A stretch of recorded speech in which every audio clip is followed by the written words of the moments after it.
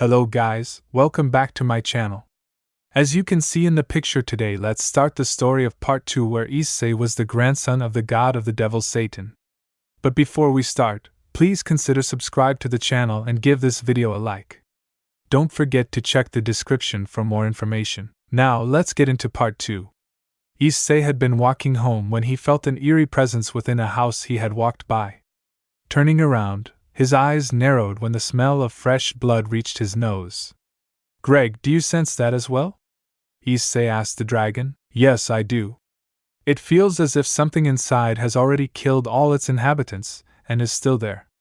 Are you suggesting that we check it out?" "You already know."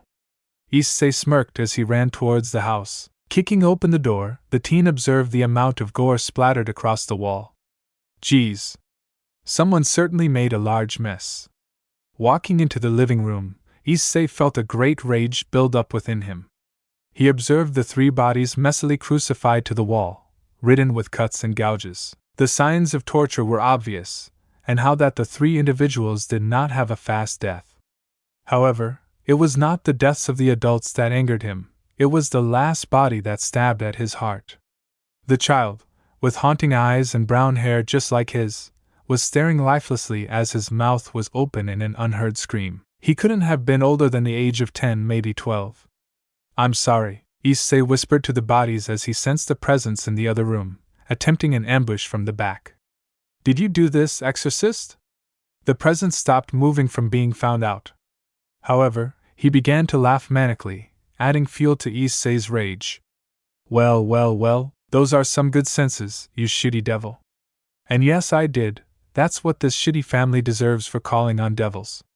The exorcist laughed as he brandished a blade of light in his right hand and an exorcist gun in his left.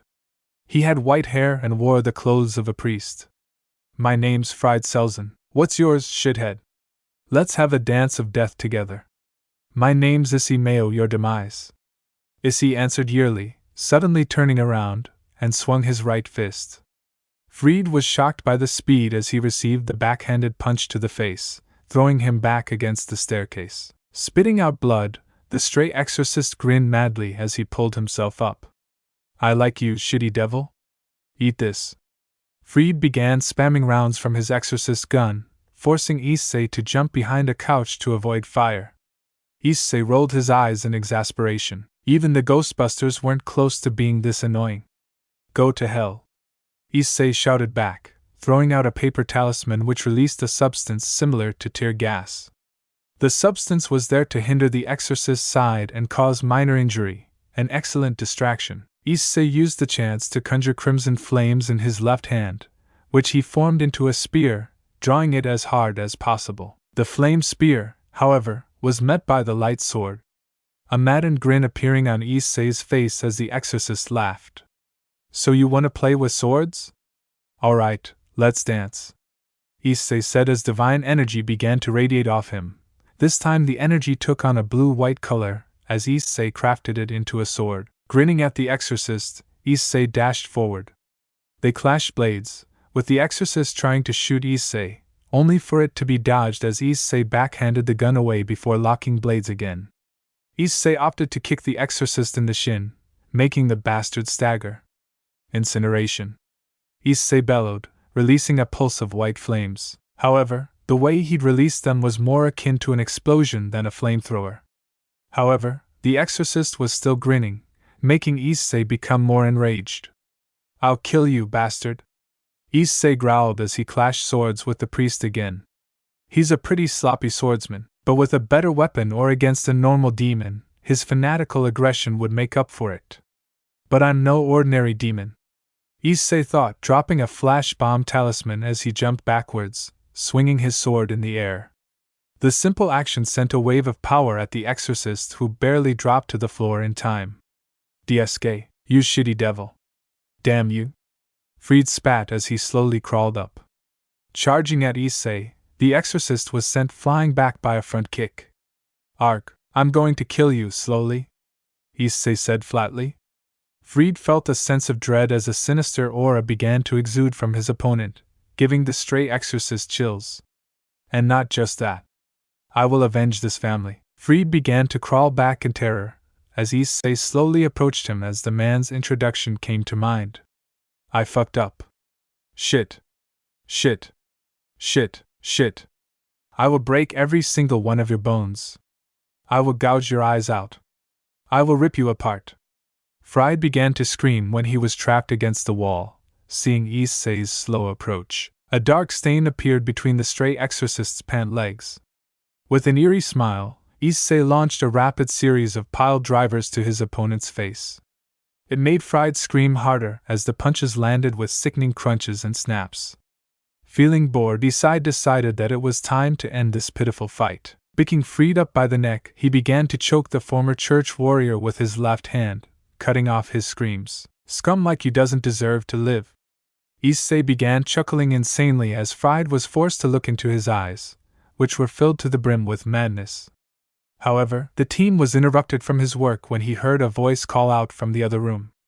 Issei-senpai. His eyes widened, the white cat's voice reaching his ears being enough to snap him out of his madness. Peikianiko-chan? Issei asked as he turned to see exactly who he thought. His grip on the exorcist became slack as his gaze fell on his junior. You saw a nod. How much? He asked, genuinely worried. Not enough to be bothered. Issei couldn't help but sigh in relief at this, only to gasp in pain, a light sword piercing his lower abdomen. Why, you bastard? Issei growled as the exorcist escaped his clutches and ran out the door on wobbly feet. Omitting the man's face to memory, Issei ripped the blade out and crushed it. With a limb, Issei walked to Kaneko. You alright, Kaneko-chan? Did that creep hurt you? Kaneko's nose wrinkled up for a second. Yes. Issei's brows furrowed. Why did that sound like a question? How badly? Not too bad. I can still fight. She punctuated her statement by launching a roundhouse kick at Issei's side, making him stumble a little. Why? Yep, you're alright. Hanako then smiled a little before frowning. Shouldn't we tell you what happened? Issei sighed but nodded all the same. It took a while, but Issei eventually got all the bodies off the wall and buried them. Calling Rias using the house's phone, the teen told her all that had happened within the house, with Rias telling him to go home as she will have the club members come and deal with everything else. Rias and her peerage operated under their alias of the Kwa Academy's Occult Research Club. An obvious but still convenient guise, considering only those familiar with the occult would have any suspicions. The ironic and likely unintentional genius of it wasn't lost on Issei. Saying thanks, Issei hung up. Maybe they weren't so bad after all. It was almost midnight when Issei finally got home, and he knew that his sister was going to give him an earful in the morning. However, she would understand the circumstances behind his tardiness, so Issei didn't worry about that too much. After being violently nagged at by his sister, he showered and went to sleep.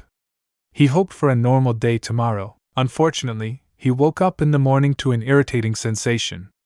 Monsters, and a lot of them, to be exact. Demons, the monstrous kind, and some other malicious creatures. Why had they multiplied overnight? Did everyone want a piece of him that badly? Issei just sighed and went downstairs to see his sister. His sister was 165 centimeters tall, and was a busty and curvaceous woman. Her hair was half black and half white, split perfectly down the middle. Her skin was a creamy white, entirely deprived of any blemishes. No freckles, bruises, scars, birthmarks, or anything of the sort, just perfect, milky skin with patches of silver fur in a few places. She was dressed in a red kimono, a single foxtail swishing back and forth happily as she danced around the kitchen and managed multiple cooking activities with practiced ease. 2. No matter how many times I see her, I still cannot believe that she was a magician I used to be wary of. She acts like a kid, Bragg said in a voice that seemed both annoyed and embarrassed. Issei couldn't help but nod his head. Bragg was right. His sister was one of the oldest non-gods in existence. A creature who was alive to witness the birth of Christ, someone who watched the Tower of Babel fall. She was at least 20-40 years old, maybe much older. Yet despite her age, she called him Ani-chan and acted like an Amato. She was someone said to be the greatest magician in the world, the Queen Mage, who even Drake in his prime couldn't fight without getting a scratch. However, her ears twitched while she was attacking a vegetable with a knife, and she turned to see him. Must have heard you, Drake. No, she must have heard your breathing. Drake shot back as Issei looked into his sister's eyes, her golden eyes, which sparkled happily as she smiled at him. You hello, Ani-chan. Please take your seat. Breakfast will be ready shortly, she said in a sing-song voice before going back to cooking. Issei, for his part, just nodded and sat down trying to sense what was in his town. Stray devils, pretty normal. Oni, vampires, revenants, lesser demons, and demons. Evil spirits. Also, exorcists, probably strays and fallen angels. Issei mentally listed off, sighing as he realized he'd be too busy to make it to school. 4. Nothing was too out of the ordinary, apart from his enemies being in greater numbers than usual, which could easily be explained by a few supernatural witnesses of his beating of Rainer last night, making some calls. The lesser demons and demons could be explained the way easily his power had drawn them. After all, they were the kind of creatures who would scramble for his location when they felt his aura, recognizing it as that of their morning star. Issei couldn't help but snort. They were in for the shock of their life if they expected a devil king. His sister soon came over and set the table, speaking as she did so. So, what's on your mind? Is Ani-chan feeling guilty for not calling Avison? Issei shook his head. Not really. It's the monsters in town that bothers me. I might not be able to make it to school. So that's WHH. Ani-chan came home late. She mumbled before covering her mouth with the back of her hand and giggling. You fufufu, you know I can handle it myself, don't you? No. If word gets out you're here then it'll be bad. People know who you are, Ni-san. I don't want to risk that kind of trouble. I'm going to deal with it. I'm mostly known as a phantom, a mere horror story, so people won't be sure of who I am. His sister just hummed in response. Issei shook his head and proceeded to dig into the buffet laid out before him. Once he had finished, Issei got up and walked outside. Calling Amaterasu on his cell phone, Issei began to conjure a storm overhead. Hey, Amaterasu. Sorry for not calling the past few days, I've been busy. A lot of monsters have been here recently, Issei said flatly, nodding in response to Amaterasu's understanding. He hung up and pocketed his phone. Hey, partner. You gonna use me, or is it bedtime for me? Nap time, Issei said in his mind. Shortly afterwards, he heard Drake's snores. Issei snorted but continued walking nevertheless. It was going to be a long, bloody day. With practiced ease, Issei conjured a pillar of flames behind him, completely dispelling the light spear. Issei casually turned around and looked at who'd attacked him. It was a fallen. But this one wasn't normal. The fallen angel was no longer a crow nor a raven. It was a bat. Issei scoffed. The skin was now like dark blue leather. Its eyes were those of a dead fish, with glowing purple eyes and pupils over black sclera. Its mouth was filled with an assortment of teeth. Crocodile teeth, shark teeth, snake fangs. All in a jagged mess, some even growing out of the nose and lips. Speaking of the nose, it had elongated into a snout. The feathered wings that once exuded on the back were now 2 bad wings. Its fingers had 3-inch claws on them, a toes sporting talons. Its arms had also been elongated, and its legs had been rotated 360 degrees with the knees now facing backwards, and the feet had done the same so they still faced forward. Both feet had 6 toes with an additional talon coming out from the ankle like a vestigial toe. It now sported a tail, a long tail with spines running down it, which was tipped with a bushy mass of hair, the only hair on its body, everywhere else being completely deprived of hair. A mouth had formed in its stomach with ram horns growing from its head. The most disgusting part. Its tongue, was so phallic-shaped that it would have made his say queasy if he didn't have devil blood and years of conditioning, and the damned thing was hanging out of its mouth, which was foaming with acid. It was a fallen angel who was corrupted by demonic power. And seemingly a stray too. It smelled like semen, sweat, vaginal fluid, and blood. The smell infuriated Issei, causing his eyes to become slits. Suddenly, however, he had an idea. The day was still young, and he needed to find a lot of monsters. So what better way to find them than to ring a dinner bell? Issei smirked. Amaterasu, forgive me. So, a pigeon has fallen lower than a crow, has it? Issei asked mockingly, looking at the creature. It hissed at him. Hunger, starving. Starving. Meat. Blood. Starving, it said before screeching, charging at Issei, who didn't react. Know your place, mad dog. Issei spat coldly, kicking it in the throat at the last second. Servant of God, to beast had turned, if fallen be thine title, thou shalt attend and know mine. Minasilfart, the great devil king of the true blood morning star, and thou shalt not lay hand upon thy king without permission. The fallen merely roared and spread its wings, Issei scoffed. Dutch, not the sky. For by grandfather's will, mine self shall strip thee of the wings. Issei said as a burst of white lightning struck out at his enemy, splitting the skies and broke through the fog and the ceiling. It zapped the fallen and slammed it into the ground, the thunderbolt embedding itself into the creature's back. Issei approached the spasming fallen, who was desperately trying to get up. Issei placed his foot on its back, sneering. A lesser creature like thyself has no business laying their hands upon mineself. Issei spat on the creature, grinding his heel against the vertebrae. Filthy mongrels belong in the dirt, they've no right to wings. Issei gripped the wings and lightly tugged on them. The slight moan of pleasure confirmed to Issei that it was, indeed, a fallen. He smirked, he slowly stretched the wing and pulled progressively harder. After nearly 3 entire minutes, the wings were torn out of the fallen, taking some vertebrae with them. Issei chuckled and kicked the fallen over, the thunderbolt dissipating. With a sadistic smile, he jammed the wings into the abdominal mouth, feeding the beast its own wings. Issei chuckled, drawing some runes on the beast's chest.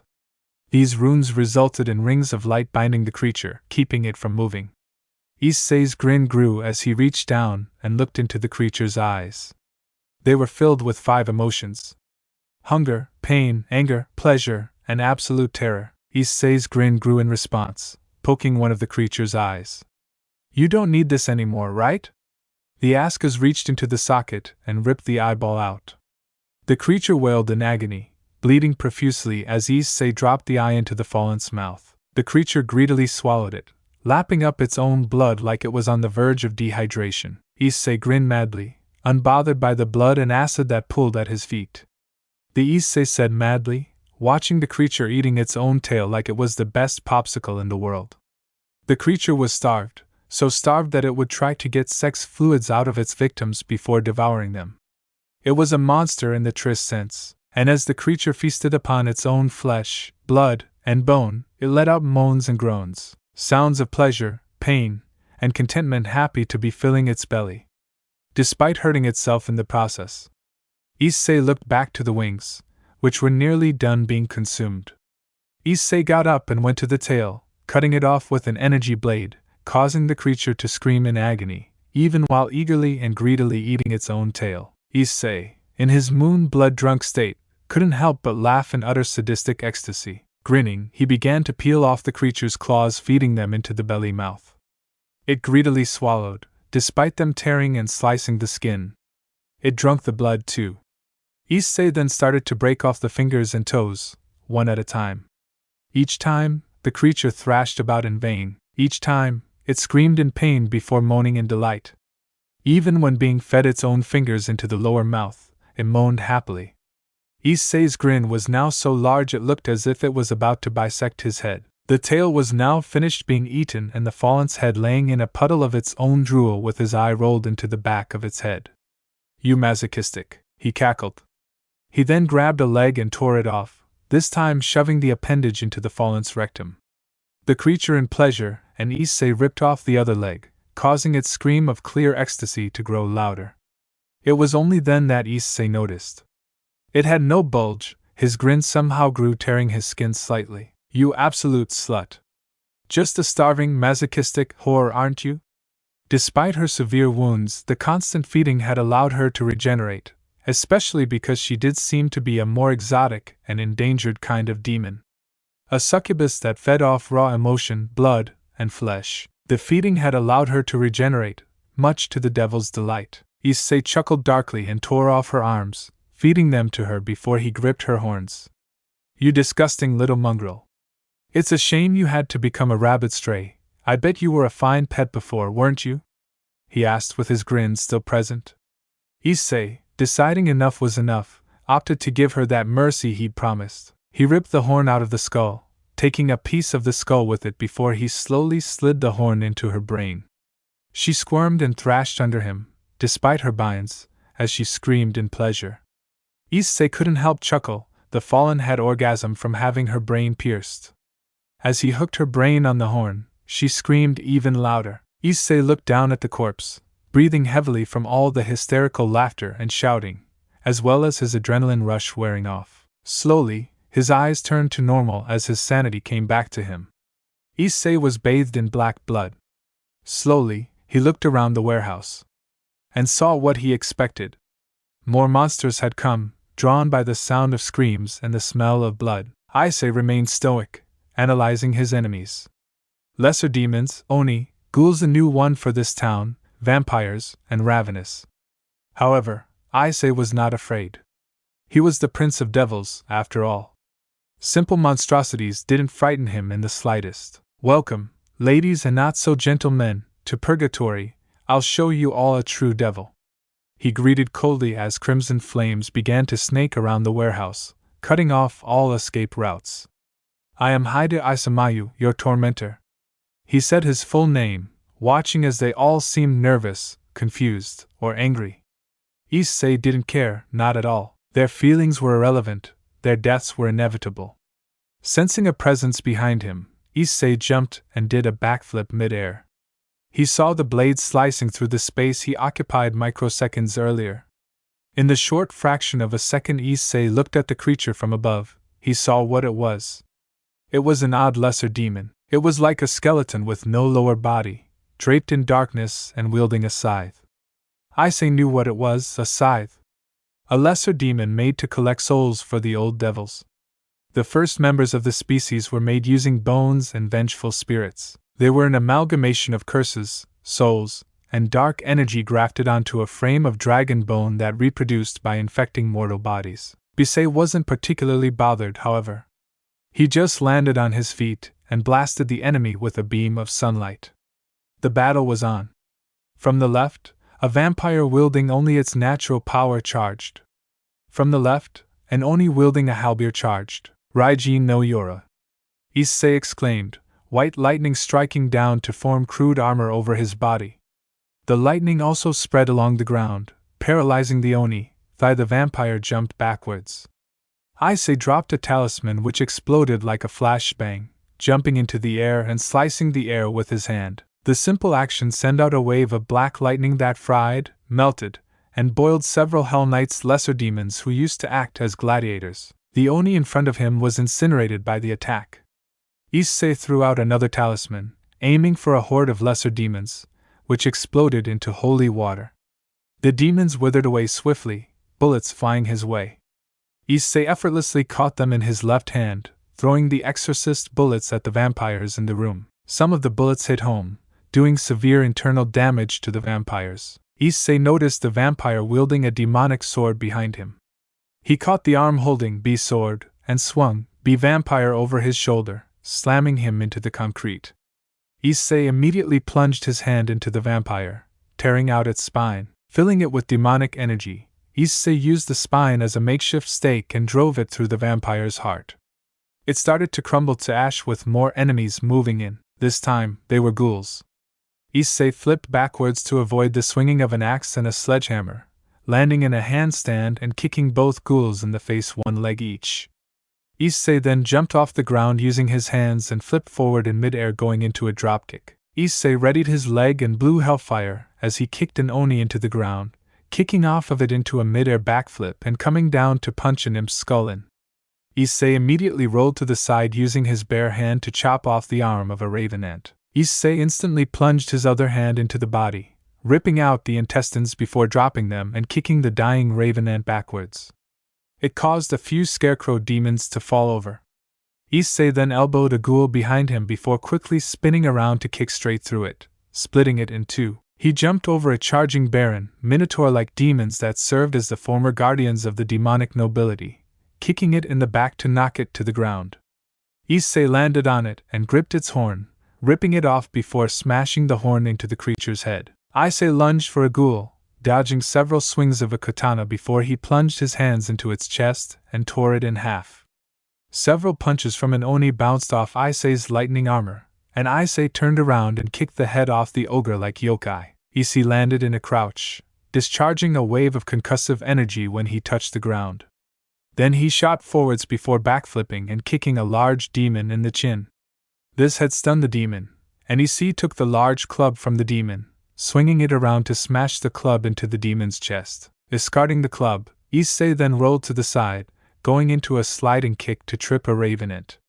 Grabbing its arm as he slid under it, Issei barrel rolled and slammed the revenant into the ground and punched its skull in. Backflipping, Issei narrowly avoided a blast from a holy shotgun. Issei instantly shot forwards once he landed, ripping the holy shotgun from the ravenous grasp. Issei then spun like a ballerina as he pivoted left before shooting the monster at point blank. A stray devil charged Issei, but Issei punched it in the kidney, doing a quick breakdance-like maneuver to trip up all of the monsters around him. With merely a grunt, Issei released a small explosion of divine energy. The simple explosive blast had destroyed the stray and many other monsters. Issei suddenly backstepped before slamming a demon into a wall, ripping off the demon's leg to bash in the head of the monster. From enemy to enemy, the devil went killing each with brutal efficiency and barbarous cruelty. The savagery with which he caught would have made even his grandfather sweat. The morning star Lucifer himself wasn't half as heartless when he turned against his father, Elohim. All the while, Asiel was silent. His eyes were cold, devoid of any life. There was no pity, there was no mercy, there was no fear, only the heartless and brutal efficiency of the Terminator. Finally, the last enemy fell to the ground, lifeless. Issei was bathed in blood of multiple colors. However, his mission wasn't yet over. Monster sounds came from outside, and the devil grinned. With but a wave of his hand, the flames died down at one door to allow the enemies in. It was when they saw what was on the other side of the flames that the monsters finally understood the definition of the word helpless. Standing in a sea of blood was not an exorcist. Nor was it a cannibalistic vampire or ghoul, but a devil. Death itself. They looked at it, and it looked back at them. And they could say nothing to dissuade it from adding them to the head count. For hours the battle continued, with a monster among monsters bathing in the blood of the wicked. Eventually, even a natural enemy of the dragons, a centipede Imkai arrived, sending arrows of divine energy at the Japanese demon. The dragon in human skin charged it. He jumped over the demon, grabbing one of its centipede segments and splitting it down the middle. The monster roared in pain, yet the devil was unfazed. He merely released a burst of white flames point blank, searing the Imkai. With practiced ease, the devil crushed the burned head underfoot and pulled the centipede, puppeteering the body out through the neck, relishing in its cries as it tried to feebly resist, as well as the sound of it tearing and breaking. Eventually, the centipede was torn out and cremated. The battle was finally over. The blood boiling off of the devil as the warehouse crumbled around him. Without looking back, the devil left the burning building behind to continue his hunt. Issei returned home around the time school would ordinarily end. The storm and fog had long since dissipated, and Issei was mentally exhausted. His hunt had been long and brutal, yet he wasn't able to find all the monsters, and he had nearly lost sight of himself in the carnage, in such a populated area, no less. That was the reason Issei immediately took a shower and flopped down on his bed in just his boxers, too exhausted to even put on pajamas or anything of the sort. Ani-chan had a rough day. You have no idea, Issei mumbled, rolling over as his sister sat on the bed beside him. I'm sorry, Issei, you've been suffering for so long and I've hardly done anything to help you, the woman whispered as she massaged Issei's shoulders. That's not true. You helped train me. I wouldn't have reached this point so soon if not for you. And you do all the housework for me too. If you didn't handle all of those chores, then I wouldn't get nearly as much done in a day. So thank you? Issei responded. The woman blushed in response and giggled. Fufufu, I didn't realize Oni-chan was a siskin. She teased with a bright smile. Issei said nothing, only sticking up the finger before letting himself fall back onto the bed. Sweet dreams, Issei. I'm glad you didn't come home late this time. Issei didn't respond, just closing his eyes and allowing himself to drift off. Haunting green eyes, ethereal crimson armor, a crazed and bloodthirsty smile, and a burning presence, cut up, scratched, scarred, and bruised. Charred, seared, burned, and melted. From the ends of his hair to the tips of his toes, caked in blood. Mind broken, heart shattered. It was thanks only to sheer power that the man held his crumbling flesh together. He was the Red Knight. A broken man who had lost everything and forgotten his humanity. For the sake of vengeance, he killed. He killed. He killed. He killed. Killed. Killed. Killed. He killed so many for so long that he forgot his own name, and killed some more. He stood alone in an ocean of blood. He stood alone in a city of graves. He stood alone atop a mountain of corpses. He was always alone. Never once knowing defeat, never once obtaining victory. The orphan withstood pain in countless battles without compensation. Unknown to death nor known to life, he wandered the world with nothing to lose. He never reached his limit, he'd long since abandoned it. I knew that man. I'd seen him before. I was familiar with that ominous warrior. He was me. An essay from the past or another future. He was a mistake. Issei awoke to a grating sound, roused from his slumber, as he rolled out of his bed. He threw on a trench coat and began to drag himself into the living room. Blood. I saw hell. Flames. I saw hell. Screams. I saw hell. Corpses. I saw hell. Graves. I saw hell. Issei opened the door, ready to tear whatever was on the other side limb from limb if necessary. Imagine his surprise when the creature in question was a teenage woman with black hair and a bob cut and violet eyes. It was the student council president. What brings you here, Sona? Issei asked flatly, his eyes that of a dead fish. You didn't show up for school, so I took it upon myself to bring you your homework. Sona answered flatly. Is that all? Surely the student council president wouldn't come here just to deliver the mail. Issei responded. Sona remained quiet for a few moments before taking a breath and relaxing her posture. May I come in? Against my better judgment, I'm letting you in. Now hustle, before I change my mind. Issei said as he stepped to the side, watching as Sona quickly walked inside. What are you after? Bigger than I expected, Haidu. Your house, I mean. Do you come from a wealthy family? Sona mused. Something like that. Issei responded as he gestured for her to sit by a table as he headed into the kitchen. I'll make some tea, you take a seat at the table. So, care to explain why you missed school? Sona asked as she took a seat. Monster hunting. Issei responded dryly. Monsters? Are you saying there were goblins running amok? Sona inquired, vaguely amused. No, I wouldn't waste my time on something a human with a firearm could kill. Issei answered bluntly. Then what do you consider a monster? Something with a degree of mysticism that is an active threat to the world of man. Vampires, revenants, stray devils, ghouls, oni, lesser demons, I say, didn't get the chance to finish. I'm going to stop you there. Did you say lesser demons? She asked. Yes, demons who are incapable of reasoning. You, Sona, are a greater demon. That means your mind is closer to that of a human, despite being selfish by nature. However, lesser demons are driven by instincts above all. During the Great War, Hell used them as cannon fodder. They are the cogs in the machine that was the hordes of Hell. Issei explained as he made the tea. They exist to serve the greater demons, devils, who created them. And as you know, many of the demon pillar-descended bloodlines are extinct. Sona's eyes widened a little. You seem to know a lot, Haidu. I'm impressed. And it had never crossed my mind until now that demons without a master would be rabid animals. I know many things, not all of which are public knowledge. Issei said bluntly. I see. What did you get on the last IQ test you took? Sona asked curiously. If I scored any higher, it wouldn't fall within human limits. So you're intelligent, are you? Sona questioned. To be entirely factual, that's a gross understatement. Issei responded as he brought the tea to her and sat down across from her.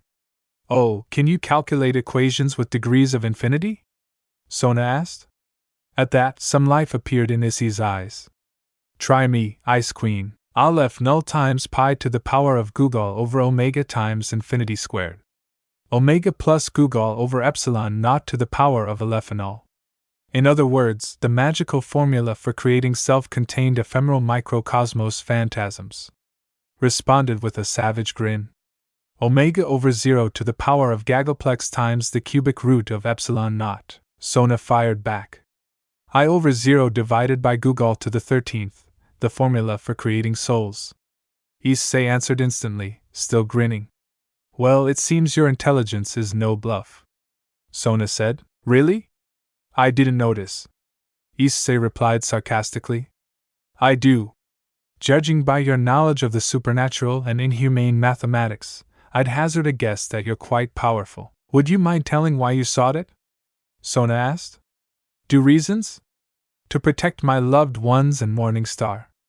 Issei answered bluntly, although the answer was slightly outdated. Sona raised an eyebrow. Lucifer? The Lucifer clan or the Devil King throne? Yes. Explain, Sona said sternly. You're a smart girl, Sona. Figure it out. Besides, everything will be revealed in time, and I'd like the semblance of ordinary life to last a bit longer. Okay, Issei responded as he stood up. Now then, I have to ask that you leave. I have business to attend. Issei then turned and left. Demons had the belief that demons were evil creatures, and while it was certainly true that they have an affinity for evil, it isn't as if they're inherently bad people. However, humanity's belief wasn't mistaken. It was simply outdated. In the past, no one would contest it. I know that. Rather, I have always known that. However, I never understood just why it was that humans were so fearful of demons until I saw it. At night, when I was at some sort or celebration in the underworld, I learned, I saw, I heard, I smelled, I felt exactly what it means to go to hell. It was only for a short time, but I was invited to hell that night. I cannot forget it. The heat, the screams, the gore, the smoke, the death. But above all, I cannot forget the man. That man who by the definition of humans was far more worthy of being called a Mao than my sister or her colleagues. He is forever carved into my memory. That form, that glow, that blazing armor. That blade that seemed to sunder the world itself, awe-inspiring and terrifying. To be sure, those are very memorable. But those aren't what haunt me. What haunts me is the eye, the lone eye that I saw for a never-ending blink of an eye. The black scara that seemed to suck in light from the surroundings, and a serpentine green iris with a violet ring around it, the ominous gleam arising from within the black void. And the letter in place of the pupil. The fearsome, menacing eye of depravity. Yet in that depravity, there existed an undeniable beauty. The allure of the abyss. No matter how much time passes, that eye is the one thing that I will never forget. Because it was the only pretty thing that one could latch onto in that repulsive scene. The lone distraction from the horror. And whoever possessed that eye, that apocalyptic figure, is a true devil in my eyes. I sincerely hope that I never see that eye or that hell again. But why is it that I was not slain? Why was I overlooked? Why did the Red Knight allow me to live? I do not know. And in truth, I would rather not find out. But it does not change the fact that I am curious. Now, the girl who witnessed such things sits alone at a table in a house not her own, with frigid blood. I do say possessed a green eye, on the same side as that man, and seemed intimately familiar with the old ways of the devils, and admitted to a tie to the Lucifer clan of some sort. Is he? Is the man Riaz continually described as being abnormally patient and kind, even if rough around the edges, the same as the devil from that night? At that time, I feared whatever business Haida Issei was attending to. Issei turned and looked towards the church. Magic was radiating from it. Partner, they may be trying to take the girl's sacred gear. Not if I deport those bastards first. Issei exclaimed, quickly casting a speed spell on himself. Issei moved through the streets like a gust of wind and quickly reached the front of the church. The fluctuations were getting more erratic, meaning the extraction process was almost done. He had to hurry. Sorry about this, God. Issei offered an apology to the biblical God and unceremoniously kicked down the door. The inside of the church was almost pitch black, dimly lit only by moonlight. Issei looked up at the sound of an overly enthusiastic greeting to see a white-haired teenage boy dressed in priest's clothes leap down from the rafters, a crazed look on his face. It was Freed. Yuga no Hi. Out of my way. Issei cut him off and punched him in the gut with a lightning-coated fist. The stray priest hunched over in pain, coughing up blood. Fuck. He lost consciousness and slumped to the ground, a fist-sized burn on his torso and blood pouring out of his mouth. Issei felt fluctuations of energy coming from below the church and kicked the altar aside, revealing a staircase leading down. Descending quickly, he reached a set of iron doors. Inside, he could hear a girl screaming in pain. Shit. He kicked down the door and was greeted by the sight of dozens of stray priests gathered in front of an altar, with Asia tied to a wooden cross, screaming in pain. In front of her were 3 fallen angels, a tall man, a tall woman, and a gothic Lolita girl. The hell are one of the stray priests began to demand of him, but Issei cut him off by jumping up and landing on his head. Using the heads of the stray priests as stepping stones, Issei made his way to the altar, but just as he reached it, flash. There was a bright flash of green light, and 2 silver rings with green gems embedded in them floated out of Asia's body, wrapped in green light. Asia's sacred gear had been successfully extracted. Asia slumped, the extraction process having taken a huge toll on her body. The tall woman collected the rings. Pursing, Issei leapt up to the altar and kicked the 3 fallen angels aside. He sliced off the ropes tying Asia to the cross with a bolt of lightning, and caught her as she fell forward into his arms. Meanwhile, the 3 fallen angels recovered from the kick. Belittle. Issei pulled a talisman from his pocket as the tall man began cursing him. He shut his eyes as the talisman exploded in a bright flash of white light, blinding the fallen angels and the stray priests, disorienting them and causing to fall into a panic. Using the opportunity, Issei escaped the underground chamber with Asia in his arms. Issei ascended the stairs and returned to the nave. He noticed that the stray priest he had defeated was gone. A trail of blood led out of the doors. That guy was actually able to get up and walk away in the short time Issei was down there. He was briefly impressed before he sat Asia down on one of the benches. Her body was slowly getting colder. Asia, Asia. Issei attempted to wake Asia up by calling her name. Asia's eyes opened slightly, revealing tired green eyes, most of their light having already faded. Issei. San, yeah, it's me. Sorry I'm late. I'm happy. You came to save me. Of course I did, that's what friends are for, right? Friends. From the corner of her dim eyes, tears slowly leaked out. I'm so happy to have a friend. Even if it was only for a short while. Asia turned her head to look at the ceiling of the church. Issei-san, I don't think I have much time left. Before I leave, will you listen to my story? Sure. Issei gritted his teeth and agreed. This was one of the times he really wished he didn't suck at healing techniques so much. Asia told Issei a story of a girl who was once called a holy maiden. In a certain region in Europe, she was abandoned by her parents. A nun took her in and raised her with other orphans in the local church.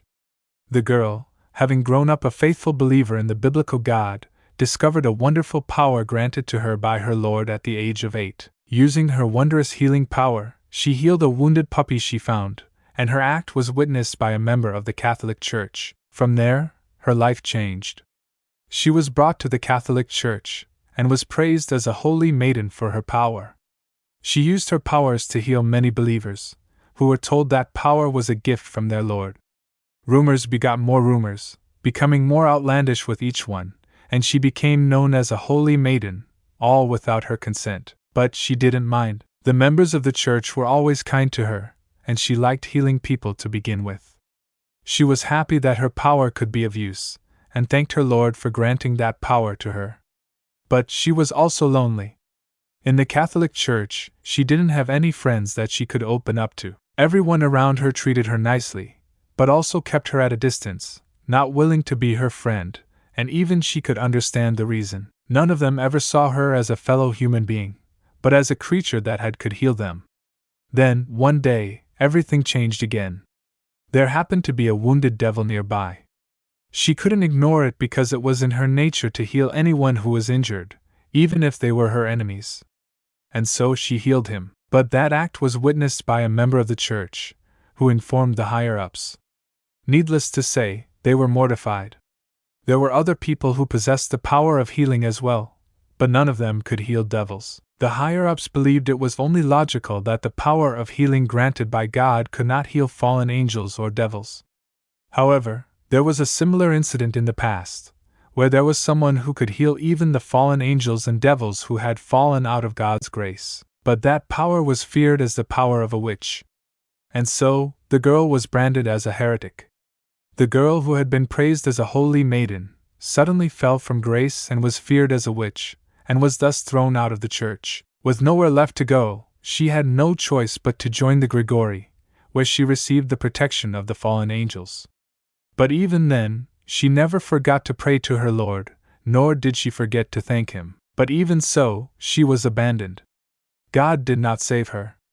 And no one from the church was willing to defend her because no one cared enough to do so. It must be because I didn't have enough faith. Because I'm clumsy and good for nothing else besides healing. Even now, this must be happening to me because I didn't have enough faith in the Lord. As he listened to her story, Issei's fist tightened to the point where his palms were beginning to bleed. Strange. Gods were not kind beings. Issei was perfectly aware of that. And he was also aware that his divine great-grandparents, even his sadistic great-grandfather, were much kinder than most gods. However, according to Amaterasu, the biblical God was one of the most benevolent gods in existence. Without fail, he would surely answer his followers' prayers. Even during the Great War, the biblical God had been reluctant to fight until he was left with no other option. So, something had to be wrong for the biblical God to not save this kind soul dying in front of him. And Issei should have been able to tell that something was wrong, if his mind wasn't currently clouded by rage. In his current state, he was unable to connect the dots and see that something had to be wrong. Right now, the only thing he could think of was cursing the biblical God. Hey Issei-san. If I were to be born again, would you still be my friend? Issei gently pressed his forehead against Asia's cooling one.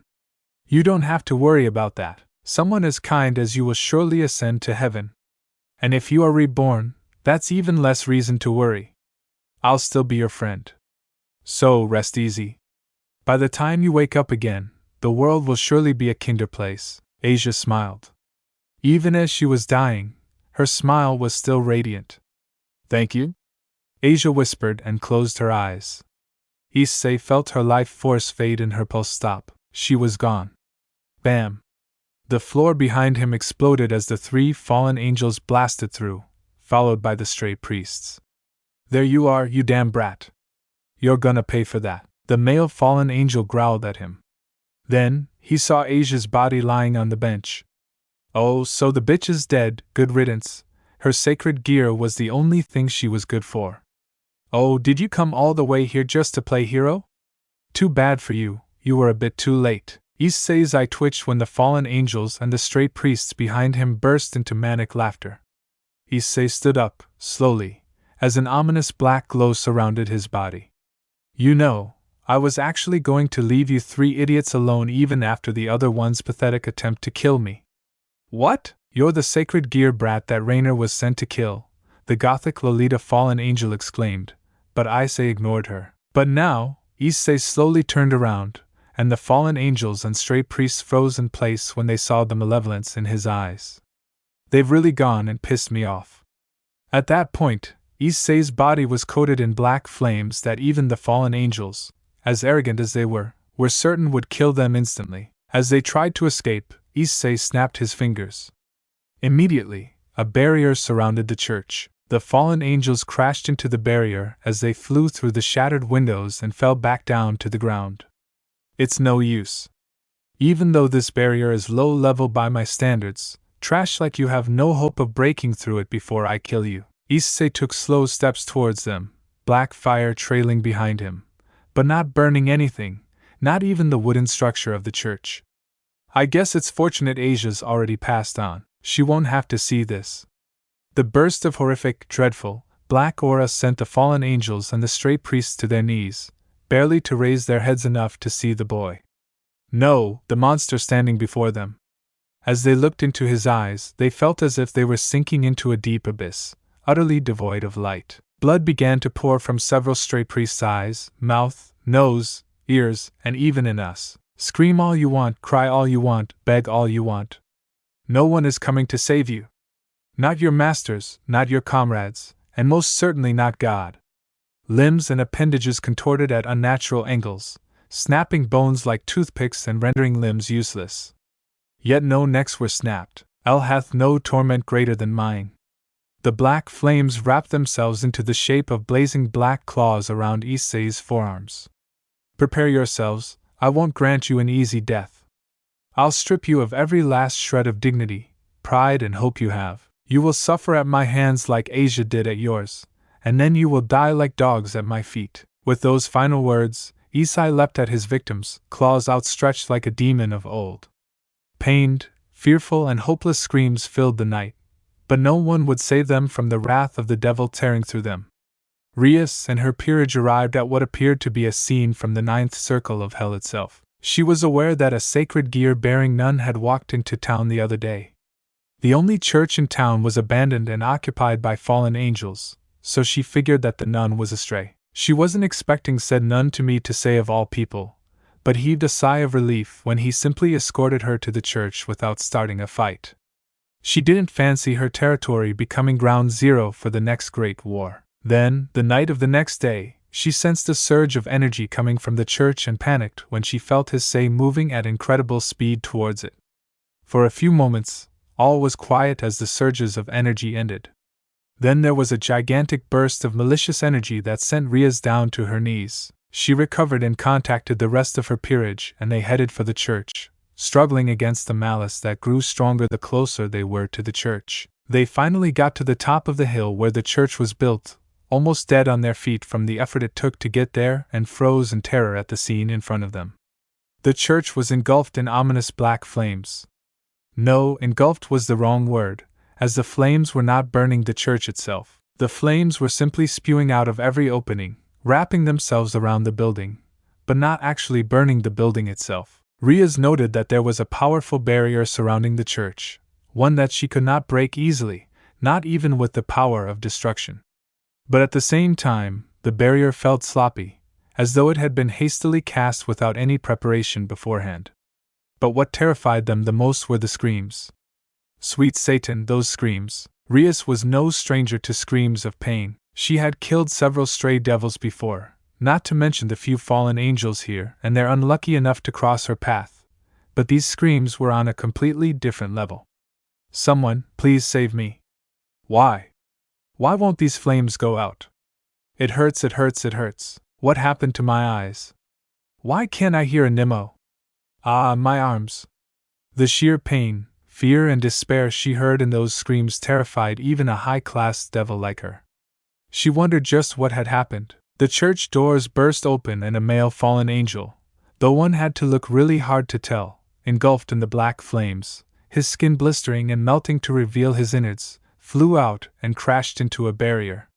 He clawed desperately at the barrier, trying to get out, and caught sight of them. He looked at them with scorched, haunted, and desperate eyes, and begged them for help. Please. Please save me. Don't let that monster squelch. He was abruptly cut off when a claw of black flames burst through his chest, gripping his heart. Ah, G.H. The fallen angel gurgled incoherently as copious amounts of blood poured out of his mouth. Then, the claw pulled out and ripped out the fallen angel's heart, and the fallen angel fell to the ground, blood pooling and vaporizing around his burning body. Rias looked up to get a good look at the owner of the claw, and paled when she saw Issei. Wreathed in black flames, cold and ruthless eyes surveying the destruction he had wrought without a hint of regret, sorrow, or sympathy. Rias shivered as she realized just how dangerous his aid truly was. And worst of all, he didn't appear to be serious yet. Despite the huge amount of flames engulfing the entire building and the length of time he'd been maintaining them, he didn't appear the least bit winded. Rias wondered just how much of his real power was he still hiding. Issei turned back to the nave. And then there was one. Any last words? Issei spoke to a tall fallen angel woman whose legs were consumed by the black flames that were slowly beginning to spread to the rest of her body. She was holding her hands out towards her burning legs, and Rias could faintly make out a green light coming from her hands. No, from the silver rings on her fingers. Rias realized that it was the nun's sacred ear. The fact that the fallen angel was using it meant that it had been extracted, meaning the nun had died. Was that the reason Issei was slaughtering them? They had only met once, and Issei was avenging her death. Then, Rias noticed something else. It was quiet.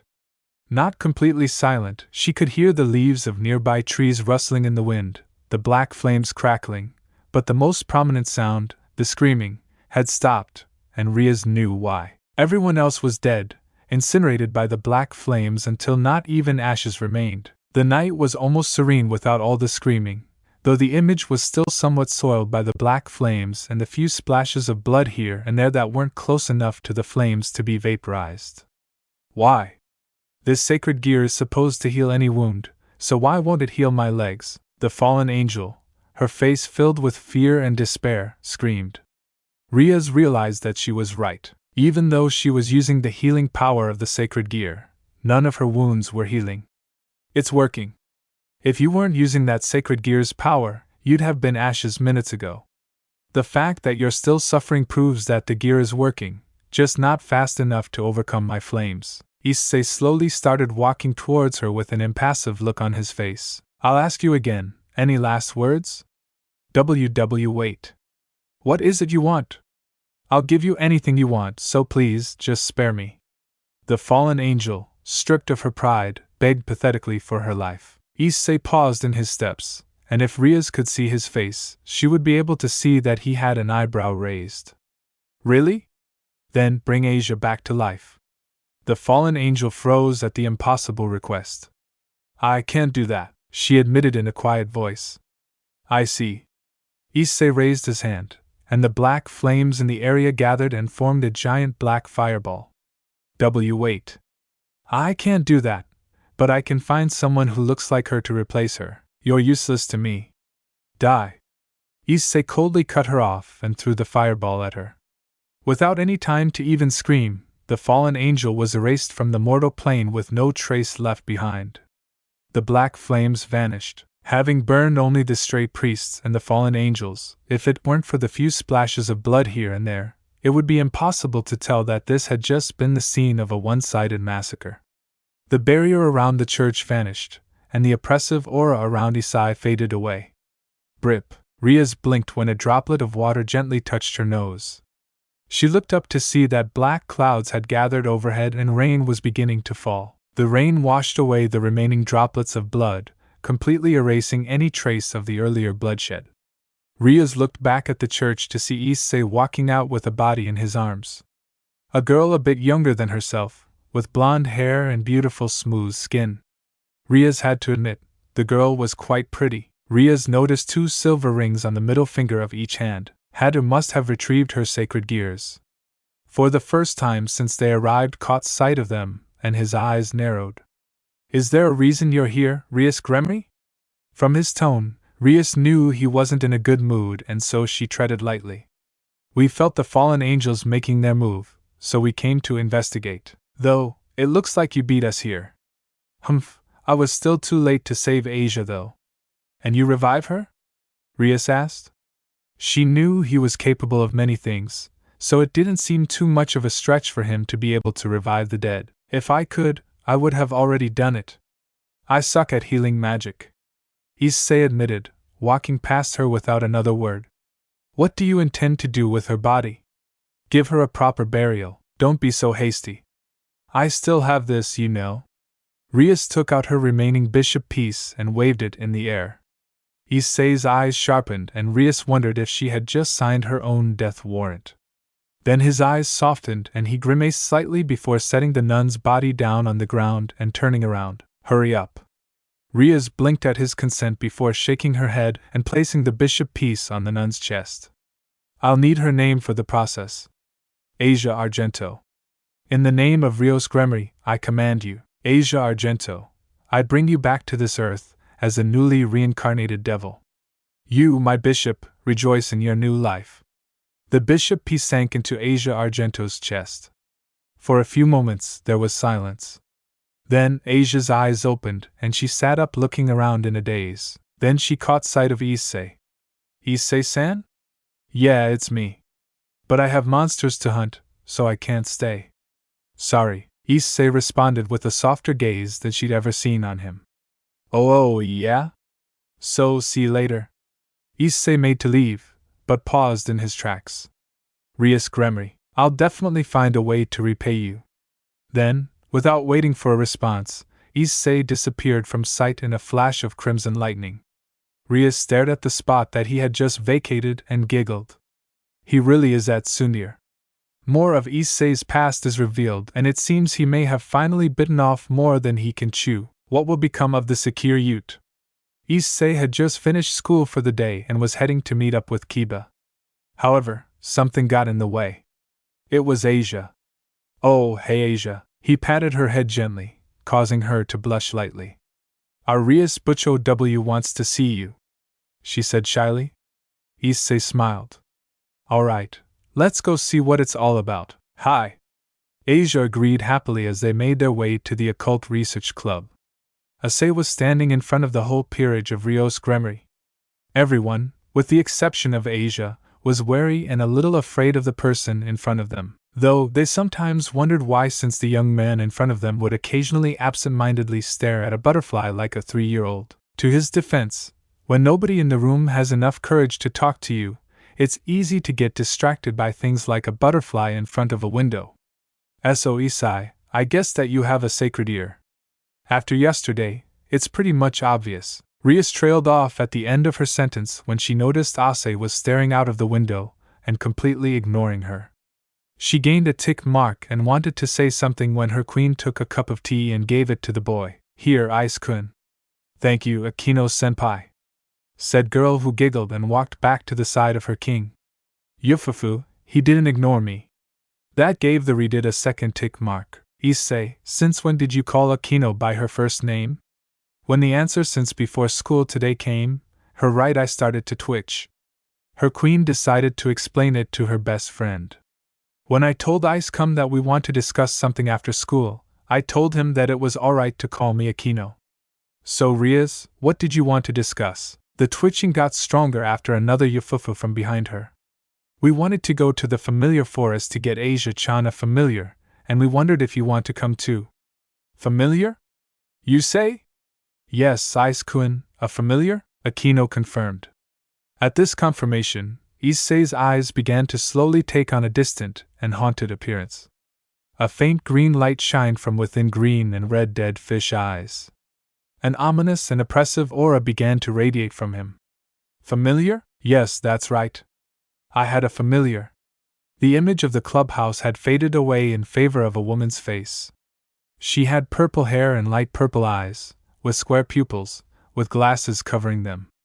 A red marking was on her forehead, and she had a pink flower in her hair. Her full lips were curdled into a small smile, with tiny fangs barely visible from behind her lips. Partner? Greg called out, attempting to snap his partner out of his trance. But she's gone.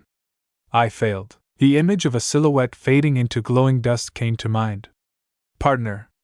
Focus on my voice, don't focus on those memories. I remember her. She was my familiar, a Gorgon. Braig's voice didn't reach him. The Welsh dragon could do nothing to bring his say out of his flashback. Grr, damn it. Guess all I can do is keep his aura in check. Flashback. Issei landed with a thud, groaning as he sat up, the rainbow light of the Bifrost fading away as he rubbed his eyes. Akakami. That guy didn't even Bifrost me properly. Issei mumbled, recalling that one of the Norse gods had used the Bifrost to send Issei to another world. But where was he sent? Issei removed his hands from his eyes and looked around. The sky was dark and gray. All around him was a large, old, decrepit castle. The castle was made of stone. The stone had some moss growing on it, and some cracks here and there, and the stone was largely black. The black stone immediately made him think of a castle in Greece. They Bifrost me to the human world. he exclaimed in disbelief only to pause, a realization dawning on him. The air wasn't right, it was foul, tainted. Though not polluted in the slightest. Issei sniffed the air several times, and his nose ringed. He didn't like what he smelled. The air here is tainted with despair and malice. More than that, I feel funny. I feel like I'm in a dream. Issei frowned and focused on the flow of Kai in the area using what he remembered learning about senjutsu. Issei didn't like what he had sensed. He could feel death everywhere and a myriad of emotions that he called only comprehend as one singular thing, suffering. More than that, the fabric of the world itself felt haunted. It felt inherently mystical and ominous. Eldritch, even. Nah, Drake. This place is some kind of limbo or purgatory, isn't it? It is. However, do not be afraid. You must remain focused, partner. Nodding, Issei stood up and stretched his arms above his head. Right, I'm here for my trial. Apparently, I'll be hunting something in this castle. Although, this castle already seems like a maze. Whatever it is I'm looking for, it'll be annoying to find it. Issei thought as he pulled out a piece of paper and looked. Conditions. Scale mail allowed. No juggernaut drive. Fight blindly. Obtain familiar. Pretty basic stuff except for the end there. Wait. Obtain a familiar? The hell's that supposed to mean? You mean to tell me Shushu actually wants me to get a familiar here? It seems so, partner. No familiar yet, that's pretty boring. Find one. Find one, she says, as if it's that easy. What the hell am I, a beast tamer? I don't know which monsters can be turned into familiars and which can't. Isn't there some sort of criteria? But some of the things that Avison told me about last week didn't seem like they were meant to be familiars. So I guess not. Issei sighed and put the paper back in his pocket, and started to walk towards one of the paths inside, going up a staircase. Also, Drake, what the hell is fight blindly supposed to mean? I'm as clueless as you in this situation, partner. Aikai. A weird noise. Sounds like a magical beast. Aikai, ah. It is. 3 magical beasts. They're just big green eyeballs with wings. Spew. Whoa. Is he dodged some acid that one of the eyeballs shot out? Greg, what are these? Diritados. Should I take them as a familiar? Humph, weak beings. Cannon fodder. No point, I would say. I see. Reiku. Boom. Boom. Boom. Ase quickly fired 3 bolts of lightning and incinerated the monsters. Yeah, pretty worthless. Patton. Greg, you hear that? Yes. It seems to be coming from across the castle, past that large staircase. Issei walked out of the area he was in and made it to a staircase. Past the staircase, he could see a large ballroom. In there, yes. It came from there. Issei passed the staircase and walked into the entrance of the large ballroom. This place was probably where they held gatherings for high-class people. I can tell from experiencing events in a similar place in Avison's palace. So the noise came from here. It's mostly barren aside from overturned tables. Drake, you feel that? Yes. Behind you. Yeah. It's similar to the feeling with those baby hydras. It's a type of serpent. Slide. Issei heard a slithering noise behind him. He turned around to see a tall figure that kept growing. The lightning gave visibility to the form. It was a woman. She had long purple hair, and the sides of her cheeks had some scales. She was wearing a black mask over her eyes that had a red jewel in the middle of it. Her arms had some golden scales covering them, though not her hands, as if they were armor. But she wasn't tall nor was she growing. She was being lifted by her lower body. The lower body of a snake, covered with golden scales. Her form almost resembled a limia. Even more than that, there were heads of black snakes with no eyes and red markings at the ends of a few strands of her hair. Greg, is that Medusa? Medusa herself was slain. But this is a Gorgon. So she can turn me to stone? Do you see the jewel on her mask? Yeah. Well, yeah? The red jewels started shining. Look away. Immediately closed his eyes and looked to the left, materializing boosted gear, balance break. Welsh Dragon Balance Breaker. Jumping backwards on instinct, Issei reached out and grabbed one of the snake heads. I see. Those snakes can lunge. Understanding the situation, Issei let go of the snake and balled his left fist, drawing the tiniest amount of blood. Draconic Slasher. Boosted gear announced as the dragon blood fused within draconic energy to form a sword. I really need to figure out how to do that without shedding my blood. Issei thought to himself as he backed away. He wasn't sure about where the Gorgon was, but he knew she was in front of him. Issei was currently listening closely, keeping his senses sharp as he waited for an attack. Boost. Boost. The boosted gear announced Issei quadrupling his power, not being sure if he could keep up with the Gorgon without an increase in power. Issei's ears twitched behind the helmet hearing a low jet. Issei immediately took off with the boosted gear's jetpack, shooting across the ballroom as a blue dirt energy beam trailed behind him. All the while, unable to see. Whoa! That was actually quite a powerful blast. I can't see the destruction, but my instincts tell me it would have hurt if I didn't dodge. Indeed. It wasn't bad. Not bad at all. Doesn't look like she can turn me to stone for some reason. Is it because I'm not looking at her eyes, or is it because my face isn't exposed? I do not believe it has to do with your eyes or your face. Rather, I believe it has to do with the fact that you have the armor of the security. It may be too difficult to turn an existence like ours into stone without amazing power like Medusa. Moreover, it may be difficult because we are of similar origin, serpent or reptilian beings. With armor which is a representation of the legendary Dragon Emperor, it must not be possible for it to freeze us. Looks like she's at a serious disadvantage. Against us, yes. But it seems like its powers would be quite useful against other beings. If you hadn't donned your armor, it may have been able to freeze you. Issei heard another right before another beam of energy and shot it at him, forcing Issei to dodge by flying around the room.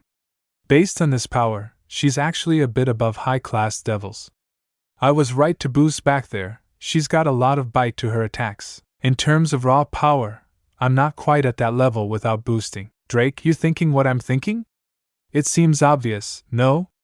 Well, at least we agree. Let's see what this Viper can do. Boost, you asked? Issei smirked and opened his eyes, immediately making a beeline for the Gorgon. She sent some of her snake hairs at him, only for Issei to sever them with his energy blade. Reeling in pain from losing 3 of her snakes, the Gorgon wasn't able to avoid the heavy right hook to her gut. She coughed up spit from the punch, staggering backward, and let out a yelp as she was kicked away. She hissed as she positioned herself to be eye level with Issei, charging for him angrily. Issei dismissed his blade, letting it dissipate as he got into a martial arts stance. Issei dodged 2 consecutive claw swipes and ducked under her tail. 4 snakes lunged for him, but he easily batted them aside. As the tail came back around, Issei caught it with one hand and punched it away with the other. However, that brief moment of distraction was enough for a blast of red energy to hit him in the back. Issei hissed in pain and rolled forward, going with the stagger so he could avoid the follow-up. He was glad he did. His chains shot through the space he used to occupy. His eyes followed the chains, and he quickly realized that they were from her hair. The hell, she can turn her hair into chains? Whyy. He didn't have time to complain further as a giant spike tried to skewer him. He caught it, and his eyes followed the chain attached to it. She was wielding a makeshift chain blade. A chain with a spike at the end was in her clawed hands.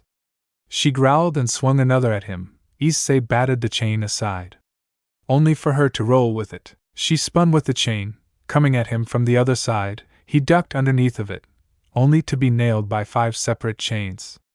This caused him to drop the spike, and she caught the chain that was attached to, apparently having thrown it into the air when she spun before. This allowed her to swing with both of her weapons, the chains wrapping around his arms. She hissed at him as 2 of her snakes shot red energy at him. Issei's eyes widened as he realized he had no safe options. Damn it! She isn't a mindless beast. She's sentient. Issei grit his teeth. Mirror eyes. The illusory shield appeared in front of him, the crimson petals of the phantasmal eyes blocking the energy blasts. The petals of the crimson eyes began to break as it couldn't deflect the beams. 3 of the 4 layers were pierced. As the layers were shattered, Issei's armor was charred and chipped. When only the final layer remained, the attack stopped. Issei let the shield dissolve into phantasmal mist and petals that blew away to disappear into the ether. Issei gripped the chains with his gauntlets in an awkward manner, yanking the Gorgon to him as he used his armor's jetpack to propel himself forward. Using both of his legs to kick her in the face, the chains unraveling in the process. Now freed, Issei put distance between himself and the Gorgon. This time, when she shot her energy blast, Issei responded in kind. Dragon shot. The crimson beams met head-on, releasing a blinding flare of light when they exploded. However, Issei heard the sounds of chains quivering and a sound similar to an object flying through the air. Putting two and two together, Issei jumped to the side even while blind to avoid the chains. However, a spike pierced his right shoulder, causing Issei to hiss in pain as his vision cleared. He noticed the Gorgon was swinging her other spike. In a bit of a panic, Issei ripped the spike out of his shoulder and dashed towards the Gorgon. He punched her in the jaw, only to be harshly whipped by her tail. Grabbing her two spike weapons, Issei tore them from her hands and threw them away. He then dodged backwards in an attempt to avoid a claw swipe, only to be nailed by a gut punch. Staggering a little, Issei sidestepped a snake that lunged for him and kicked away another. However, chains shot from her hair and wrapped around his legs. The Gorgon started to whip her head around and flung him into a pile of rumble. Dazed and disoriented from the impact, Issei was hit by 3 blasts of energy head-on. Issei's armor was further singed by the blasts as the Gorgons slithered towards him, 2 snakes lining up to lunge. Issei erected a pillar of fire in front of him, causing the snakes to let out roars as they burned. Issei jumped to his feet and flew above the Gorgon, letting himself fall down to deliver an axe kick to her. She attempted to shoot chains at him, but he was able to easily sever them with well-timed and aimed bolts of lightning. Only 6. That must be her limit for how many she can make at once, Issei surmised as he delivered a heavyweight kick to her head, flipping over her to grab her tail. Boost. Issei doubled his power again, beginning to fly with his jet pack as he lifted her up by the tail. He spun the Gorgon around before he threw her towards the ground and dived after her, using his jet pack and a speed spell to maximize his speed. He held the contraction in his left arm, letting his muscles build up force for the punch as he focused energy there. And right before she hit the ground, he punched her right in the face. The force of the impact caused a bit of a windstorm and created a crater under Gorgon, knocking Issei back into the air. His dragon wings flapping, Issei floated above the Gorgon. His armor was still very intact, having only sustained surface-level damage during the fight. Aside from his shoulder wound, he was uninjured. The one who was breathing heavily was the Gorgon herself. She didn't even have her mask on, the punch having knocked it off or destroyed it. The fight wasn't long, either, having only lasted about 20 seconds. But it had been moderately difficult. Yep. She could definitely rip most high classes apart. I only survived because I'm used to this sort of thing, and because I boosted and used scale mail. Issei thought to himself only to be distracted from his thoughts by a loud. The Gorgon was charging energy blasts with multiple snake heads, these blasts being much stronger than before. Crap, if those hit me, they'll be able to break through my armor. Boost. Issei immediately doubled his power again and began to fly around the Gorgon, who was keeping her blasts right on his tail. The blasts were a much brighter red and were crackling with energy. Issei could even feel the heat through his armor. His armor ended up being melted at the surface from some of the blasts getting too close, causing Issei's eyes to widen. Boost, boost, boost. He increased his power further and dashed towards Gorgon, avoiding chains as he did so. The blasts and chains became more and more erratic as he drew closer, some of the chains nailing him in the legs, and the outermost layer of his armor was quickly melting. Gritting his teeth, Issei cocked his fist back and punched the Gorgon in the abdomen. Her large body fell to the floor as she struggled to keep her breath. The battle was over, she could hardly move. Issei stepped around to the front of the Gorgon, looking down at her as Dreg repaired his armor. She really is beautiful. Well, without the whole snake body and arm stuff, and the ones in her hair, Issei thought, only to hear an odd noise. The snake heads were releasing a purple smoke. The purple mist, rats, must be poison gas. Yes. It seems to be very lethal. I suggest you keep your armor on so you don't feel any discomfort. Must be a last-ditch effort against me. Kill me. She spoke. So she can actually speak, but what was that? She kept her head down. I didn't catch it. Kill me. She's asking me to kill her. But why?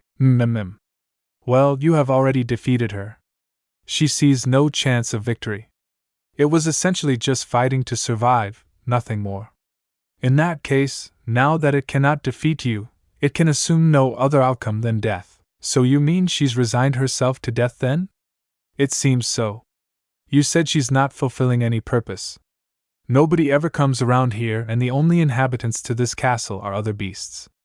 So she's really not doing anything around here. What happens if I leave her here? Nothing, I suppose? Issei looked to the Gorgon. Her posture spoke for itself, clearly indicating that she had no desire to fight. Even her snakes seemed to appear downcast, as if they too were depressed. However, what stood out the most to Issei was that she was looking down. He was unable to see her face. So sad, Issei thought, the young boy pouting in response to the mental image of her beautiful face being marred with tears. He didn't want her to cry. Nah, you. Issei wanted to say cheer up or don't cry, but he could understand that it might not make much sense to her. Even so, the Gorgon lifted her head and looked at him. Her eyes were a light purple, and her pupils were square. They were moist, though she didn't seem like she was going to cry. Still, it was close enough to the boy. Even though she was glaring, there was a certain deadness to her eyes, only covered by the way the unshed tears made them shimmer. Would you like to come work for me? Issei asked nervously. Feel me? They are. She said it again. How odd. Bah, what is it, Drake? Well, according to legend, there are 3 Gorgons. Steno, Euryale, and Medusa. Out of the 3, Medusa was the only one who was mortal, and she was slain by the hero Perseus. And yet, this Gorgon is either Steno or Euryale. Not to mention, it even possesses snake heads in its hair.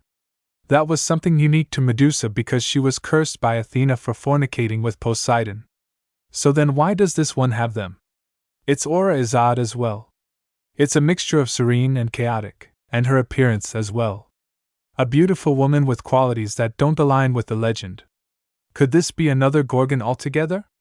Issei blinked in response, but before he could think much into what Drake had said, a loud roar snapped him out of his thoughts. What is that? It sounded like a bull. Issei turned around and looked about the opposite end of the room. Across the ballroom, at the opposite entrance, stood a tall monster with the form of a bull. The Minotaur. Say what one of those things from Greek mythology. What the hell is it doing here? I thought they were only supposed to be located in labyrinths. And wasn't there only one of them? Unfortunately, when it comes to legend, certain things can be vague.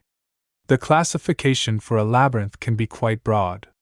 You said earlier that this castle resembled a maze in its architecture. Minotaur find peace of mind in places like these, regardless of whether they are considered the traditional type of labyrinth.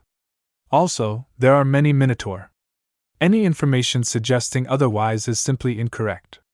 Though, the classical story of the Minotaur in the labyrinth is true. Maybe I should have read further into those books rather than looking at the pages and saying, I don't want to fight that. Hearing a loud hissing noise, Issei turned back to the Gorgon. The snake heads in her hair are hissing at the Minotaur, and she's glaring at it more than she did for me. Do they not like each other or something? Now I see. What is it, Drake? Minotaurs are quite territorial, partner. If there is anything roaming about this maze of the castle, then it would try to kill it. And there are many things here, including the Gorgon. From what it looks like, the Gorgon and the Minotaur have had some disputes in the past. He actually seems pretty strong. Oh, maybe making him my familiar would be better. What do you think, Dreg? Is he stronger than the Gorgon? Yes, but not unreasonably so. In terms of whether it would make a better choice as a familiar, I believe it is stronger than the Gorgon, but I believe the potential for the Gorgon is much higher. A Minotaur is practically nothing but brute strength. From what it looks like, It doesn't seem like this minotaur would experience much growth beyond this. It is stronger than high-class devils, and that is considered a good level amongst familiars. But you would feel more satisfied obtaining one that can become stronger, right? Besides, something about my instincts is persuading me to place my attention on the Gorgon. Yeah, same here. She has a mysterious feeling to her. That is a mystery. This is a being that shouldn't exist. Wow. Really, now you've got me interested. Once more the Minotaur roared at the duo. Or, more precisely, it roared at the Gorgon. The Gorgon hissed back, yet despite that, Issei couldn't help but feel that the Gorgon was somehow afraid. I see. This must be the reason why the Gorgon seemed exhausted even before we encountered it. It must have been low on stamina after escaping from this beast.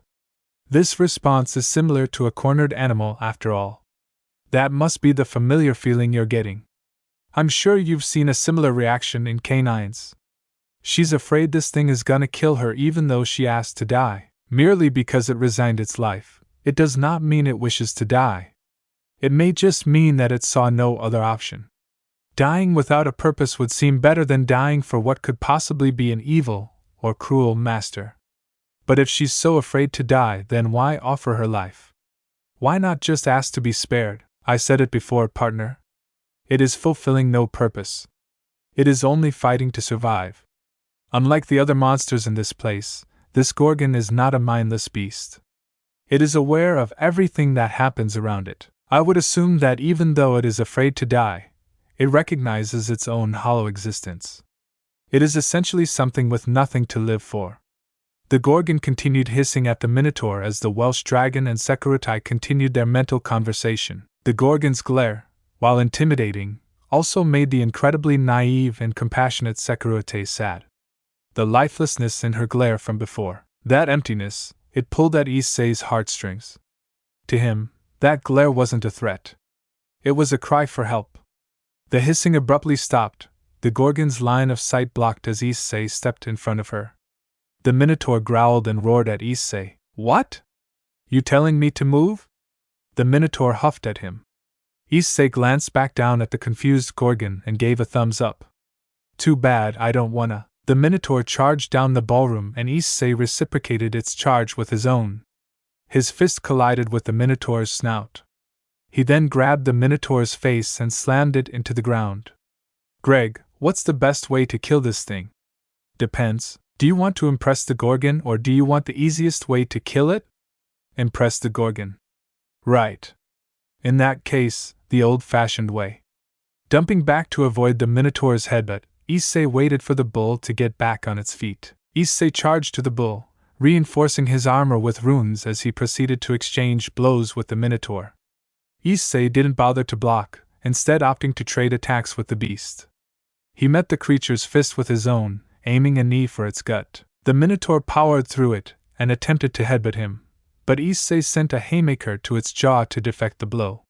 He took a punch to the gut and responded by jabbing the Minotaur in its Adam's apple. It made a really deep and low sound, akin to a gasp, as Issei punched the bull several times in the chest. Issei took a kick to the kidney, being knocked back by the force, but spun around to face the Minotaur again. Issei dashed forward once again, fist meeting fist. 13 times their fists met before one of the Minotaur's fingers broke. It let out a low wail, recoiling in pain. Taking advantage of the opening, Issei's shoulder bashed its torso, tackling it to the ground. The Minotaur and dragon wrestled for barely 2 seconds before Issei managed to get it in a headlock with his legs. He gripped onto a horn of the Minotaur and began to pull. The Minotaur roared in pain as the horn was ripped out before being roughly and incorrectly placed back into its socket. The horn pierced the bull's brain, killing it. Issei stood up and sighed in relief, looking around and quickly seeing the Gorgon. Without the mask, it should be safe to show her your face. I doubt she can turn us to stone without the mask's help. Issei nodded as he walked towards her. Good, you're still here, he said casually as he dematerialized his helmet, dropping to one needle of the Gorgon in the eye. She seemed surprised to see the face of a young boy behind the mask, a boy no older than 11. It would have been bad if you'd ran. Hair slithered away and gotten hurt. The Gorgon looked at him without responding. Issei smiled nervously, and rubbed the back of his neck sheepishly. Sorry for being so rough earlier. I didn't mean to give you the impression I was trying to kill you or anything. Still no reaction. Look, I'm not going to hurt you more than I already have. I already feel like shit for hurting you before. Issei scratched at his cheek nervously, not really sure how to approach the Gorgon. About what I said earlier. You see, I'm a devil. Well, part of one anyway. And I need a familiar, so if you were to come serve me, you would be my familiar. And I would be your master. You would help me in my fights and stuff like that, not that I'd put you through anything you can't handle though. I'm not an abusive bastard, so I wouldn't hurt you myself. Even so, she didn't respond. I can't promise you that I would be able to make you happy myself, but I can at least give you a home. He extended his hand to her. Her reaction was subtle. Her glare was still present, but her eyes sparkled a little. Her snakes that had their attention focused on Issei leaned back a bit, but there was no other response. I see. Issei rose to his feet and started to walk away. Well, at least you won't have to worry about that thing anymore. Issei sighed dejectedly as he gestured towards the dead minotaur. His armor dematerialized as he walked out of the ballroom just before he stepped out of the room. Wait. He paused and glanced back at the Gorgon. You. Whu. Who are you, Issei? Hid Issei. I'm the current Sekiryuutei, a Shinto demigod. The boy chirped, smiling at her. Very well, what was that? She answered firmly. I shall serve you. Issei did an about face and ran back to the ballroom. Why, you mean you'll be my familiar? The Gorgon nodded slowly as Issei squealed happily and pumped his left fist. Suddenly, Issei's face turned hard and the stars vanished from his eyes. That's right. Since you're sentient, we have to establish a contract. Do you know the procedure? She nodded. Issei held out his left hand and carefully carved a magic circle into the ground using electric energy, taking care to not hurt the Gorgon. Then he clenched his left hand, boosted gear, drawing his blood again. He allowed the blood to drip into the magic circle. From dragon to snake, from one serpent to another, I hereby claim this Gorgon, sign this contract with blood and become my familiar. The Gorgon nodded and scratched her palm, easily slicing the porcelain-like skin. Blood flowed from her hand into the magic circle. I accept. Issei smiled as the ceremony finished. All right, I need to touch you to heal you, so don't bite me. All right. The Gorgon nodded and opened her mouth to speak, only to be cut off as she felt something ruffle her hair. All it took was a glance upward for her to see Issei smiling as he affectionately patted her head. What are you doing, BA? What does it look like? I'm touching you, silly. I know that. But, why my head? Why didn't you just take my hand? Issei blinked in response, and tilted his head to the side. You looked sad before and I wanted to cheer you up. So I gave you head pats. Did you not like it? The Gorgon went silent, biting her lip as she suddenly looked rather shy, blushing softly. Transfer. Issei transferred his power to the Gorgon after he finished healing her. All of her minor wounds had vanished. Issei stepped back and smiled brightly. There. You should be fine until we get home. Issei chirped, extending his hand for her to take. Thank you, she said softly, looking at him somewhat warily. You're welcome. What should I call you? The Gorgon looked down and made a somber expression. I don't have a name, she whispered. Well, what should I call you then? Issei asked as he scratched his cheek. Gorgon, call me Gorgon. Issei blinked before he smiled and nodded. All right, Gorgon-san, I promise I'll take good care of you. Issei chirped as he offered his familiar his hand. Then flashback. Gorgon. Issei whispered lifelessly. A thick, heavy, and oppressive aura rolled off of him like a miasma. His aura almost seemed poisonous, in fact. Gorgon. Aquino. Isn't that the monster Perseus killed? Yes, it is, but you. And it seems mentioning familiars has given him flashbacks. So I'd say Ice-kun had a Gorgon as a familiar. Everyone in the room was surprised by Aquino's deduction, largely because it seemed somewhat absurd, but they could not deny it. It made sense, after all. I have an idea. Everyone, stand back. Thufufu. Okendo giggled as lightning sparked around her, electrocuting Issei with golden lightning. Aye, he screamed in pain, his volume rapidly going from a whisper to a scream, and the miasma filling the room vanished. The kendo stopped and Issei looked around, seeming in a daze. Where am I? What's going on? Issei questioned. You went into a trance and were releasing a strange aura. It was almost like a poisonous gas, Kiba said, bringing Issei into the present. I did. I see, yeah. And you mentioned a Gorgon, what was that about, Issei? Gorgon-chan. My familiar. I fought her when we first met all those years ago. As it turned out, she had actually been really shy. Though she became fierce and cold in battle. She was beautiful. There is no denying that. She had pretty, golden scales and purple hair, and she was nice. She was stronger than high-class devils, she was as loyal as she was dangerous. I couldn't have asked for a better familiar. But one day, years ago, she was at the wrong place at the wrong time and was killed.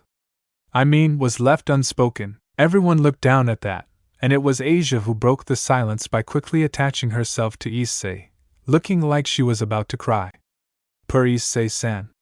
That's so sad. So we should get Issei-san a familiar to make him feel better, Asia said with a surprising amount of conviction. Yeah? Sure. Why not? Wouldn't hurt to try, would it? Issei said with all the enthusiasm he could muster while he rubbed Asia's back, looking at her to anchor himself to the present. You won't leave me, will you? Was the question that went unasked. The Prince of Devils simply found himself unable to form the words. However, Kiba came to the man's rescue. Then you want to come with us? Issei nodded at his first and only pupil. But you? Kiba said, a question in his tone. In that case, we'll leave tonight. We'll have to make adjustments to the circle so Issei can make it since he seems to be different from a devil. Riaz responded. Of course, Issei made no attempt to clarify that he had demonic blood. Riaz looked to Asia afterwards. Asia, why don't you ask Issei-kun to help you hand out the leaflet? Said former nun, blushed and looked up to Issei with a secret weapon he learned to loathe. The puppy dog eyes. A certain black-haired Maou always used it on him when he was young. And even after all this time, he still had no resistance against it whatsoever. Can you help me, Issei-san? Of course. He answered and nodded without a second thought. My body moved on its own. I can't believe Sarakan trained me in something like this. I feel like a pet. The young man moved over to the king of the peerage and took the box of leaflets from her. I will come back with Asia after we're finished. Yes, that's fine. I think we will have the circle ready in about 2 hours. Riaz gave a quick nod and sat down on her seat again. Some time later, Issei and Asia returned half-hour ago. There was nothing noteworthy that happened, well besides Asia's unbelievable talent to trip over everything. Even air. They sat down on the couch and talked with the knight and Ruck about trivial things. Issei-san, Rios, but you said that you fought against Danasik-san and the exorcists all by yourself, is that true? The innocent nun asked him while tilting her head to the side. Yes, he was a low-level fallen, it was really easy. Really easy, he said. All devils, with the exception of Asia, thought that. The corner of the room shone in a bright red light before it dimmed to a light glow. All right, everyone, we are ready to depart, Riaz said while she and Akino stood in front of the teleportation circle. The other occupants of the room made their way over to them. All of them stood in the center of the rotating magic formula with Asia and Akino awfully close to the dragon. Once we arrive in the forest, the familiar master will come to greet and guide us. The Gremry heiress looked at her servants and essayed one after another, receiving a nod from everyone. The circle once again shone in a bright light that swallowed everyone in it. The group appeared in the middle of a creepy-looking forest. The trees were black and looked dead, the sky had the color of blood mixed with purple, and there was an almost transparent layer of fog in the air. So, this is the familiar forest. It doesn't look like a comfortable place to live. Issei used absent-mindedly while Asia got behind him and grabbed his blazer. The red-haired devil wanted to say something but was interrupted by a voice from behind. My, looks like I got a few visitors here in my forest. I assume that you are the Gremry princess. The group turned around to see a woman around 20 with midnight black hair. She wore brown boots over black stockings. A white shirt was under her open black long-sleeved blouse. She had one hand at her also black skirt, and the other pushed a single strand of hair behind her ear. Yes, that's right. Are you the current familiar master? Riaz answered, doing the same gesture that the woman before them did. A glimmer of amusement danced in her pale green eyes when she noticed it, and gave an elegant light bow and a smile. That is not fully true. I am no more than an apprentice. I hope that I can help you tonight. How come an apprentice is the one guiding us? I thought only the master has the qualification for this. The king of the peerage asked the woman in front of her. Ah, well, that is generally correct. This is a special case. Since tonight is the last test for me before I will become the new master of this forest. Is that so? Then I hope that you will pass this test.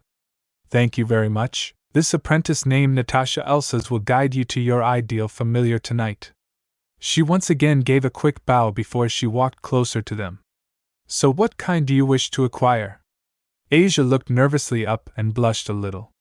I want a CQ one. Her voice lost on volume the longer she talked until it was nothing more than a whisper. A cute one, nothing comes to mind, so let's go look around for a bit. Natasha turned around and began to let the group. By the way, if I may ask, why is a human with your group, Miss Gremry? I stopped another great war from starting, so they owe me a favor. The favor is letting me get a familiar. Issei told the apprentice nonchalantly. Technically, Issei was speaking the truth. Nothing he said was a falsehood.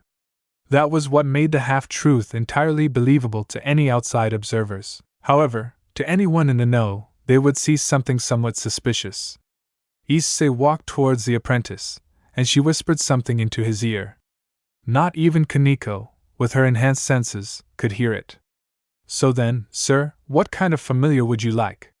Do you have any dragons? Well, there are sprite dragons here, but they almost never show themselves, so they are out.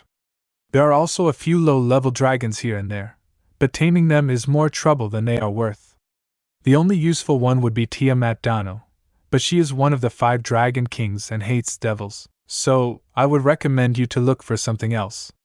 Natasha said, looking to her side to see Issei was gone. Did anyone see where the man went? Natasha questioned, yet the collective aid that came from the group proved she wasn't the only one who was surprised by his disappearance. The reason they had lost sight of him was because he had leaped high into the air and hundreds of meters away too fast to be seen. He achieved such a feat thanks to his superhuman physical ability and the use of magic. Greg, one of the Dragon Kings, is here. Issei exclaimed silently with a crazed smile on his face. Yes. And it's Tiamat. She'll kill you. Really now? Let's find out. Welsh Dragon Balance Breaker. Jet. The crimson dragon armor materialized around him, the jetpack flaring to life as the wings spread out on his back. Following his senses and instincts, Issei quickly found himself over a cave, and his armor disappeared as he descended to the ground slower than he should have, as if defying gravity. In front of him was a big cave, easily 5 sizes the height of him. Is someone in here? No answer. Hello, Tiamat-sama. He said a bit louder. Again no answer. Tiamat-sama. This time he shouted, rumble, rumble, rumble. Oh no. This is not going to end well. You're annoying. What do you want? Out of the cave came a massive aquamarine blue western dragon with deep ocean blue eyes. She looked down on him with a really annoyed stare. I heard a lot about you from a friend, so I really wanted to meet you. He gave her a toothy grin. Tiamat was not amused about it one bit. And why did it have to be now, when I'm taking my nap? Since I'm not a devil, I had to come now. I don't know if I'll get another chance. Sorry for waking you. He gave her a quick bow. You are not a devil. Then what are you? There is no way for a normal human to come all the way here. A mistake. Issei answered with a somber expression. His mind went back to the fate of his parents, and his Gorgon, and the betrayal. Painful memory after painful memory flashed through his mind. And he was beginning to grow angry. And the focus of his ire was none other than Tiamat. Greg, change of plans? Partner, please, I'm begging you to reconsider. Think rationally. Not happening. When Issei looked back up to Tiamat, his eyes were slits. Tiamat's eyes narrowed as Issei's expression slowly twisted into a feral grin. He clapped his hands twice and a large barrier appeared. He then pulled out 5 talismans and threw them into the air. One went up to the center of the dome while the other 4 embedded themselves into the 4 corners. Wouldn't want anyone to interrupt us now, would we?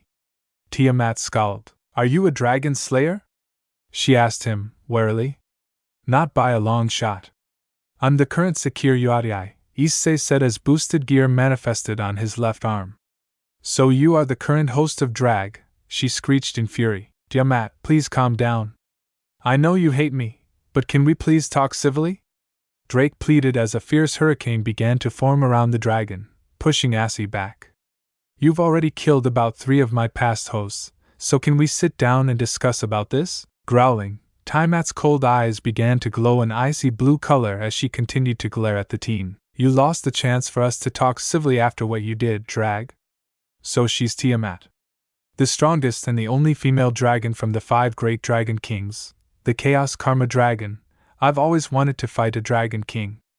Issei with a grin.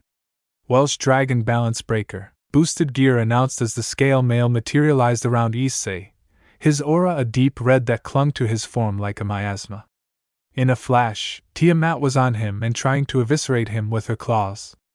Issei's eyes widened a little, but he did not panic.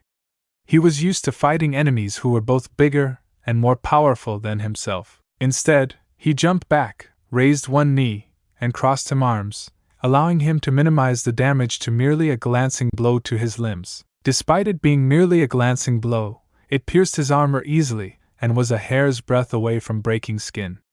The force so great that it rattled his skeleton and sent fissures throughout his armor. Wow! Just one scratch and she nearly blew away my scale, May Lyciel mentally exclaimed in shock, but he did not panic. Instead, he bared his teeth in a feral smile. He was excited. Greg, repair the armor, he ordered, barely rolling under her arms fast enough to avoid the claw swipes. Feeling his armor start to repair itself, Lyciel focused energy in his left hand. Dragon shot. Quickly pouring all the energy he could into the sphere, he launched the largest dragon shot he could muster at her sensitive underbelly. It made the dragon yelp and jump away, hissing angrily. Boost. Doubling his power, Issei took a deep breath, and storm clouds appeared above him. O thunder, be my shield. Raijin no Yora. He incanted, forming a more sophisticated and ornate armor of lightning overtop his scale mail. Tiamat's eyes narrowed as she started to breathe in deeply through her mouth. Mirror eyes. Casting his defensive spell, now with 6 petals, Issei was able to completely block her flame's attack. Sensing his opponent approaching, Issei began powering up again. Boost. Boost. Boost. Boost. Boost. At the last second, Issei stopped boosting and coated his left fist with energy. He propelled himself upward with his jetpack and threw an uppercut with his left arm. The blow struck the dragon in the chin and knocked her off balance, allowing Issei to launch a flurry of kicks at her sensitive snout and eyes, which she finished off with an axe kick to her forehead. Tiamat roared as she hit the ground and violently shook her head, flaring her wings as she shot up at supersonic speeds. Impressive speed and acceleration for a beast her size, but Issei was faster. Jet.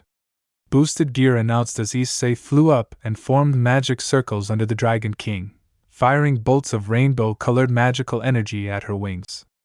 Having her wings momentarily clipped, Tiamat had no way of defending as Issei turned around and dived for her. Assisted by his jetpack and not needing to go against gravity, Issei was able to reach Tiamat before her upward momentum wore off. Tiamat collided with Issei's haymaker head-on, however.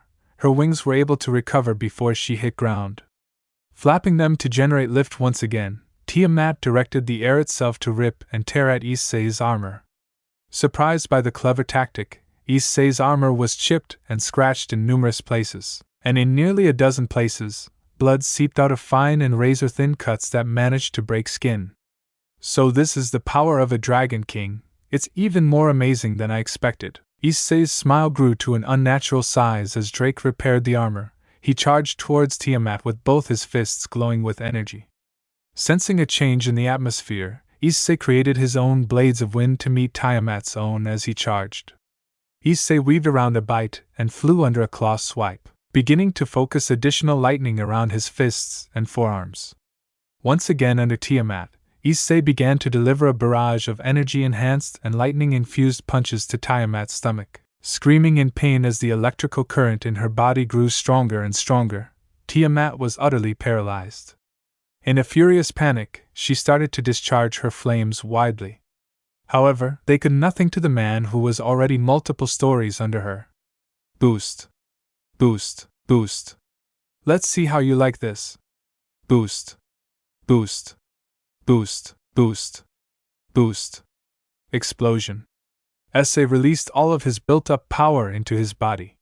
He began launching spears of divine energy at Tiamat as he began to focus even more lightning around his fists along with draconic energy. His fists glowed crimson as white, black, gold, crimson, blue, purple, and green lighting crackled around his hands and forearms.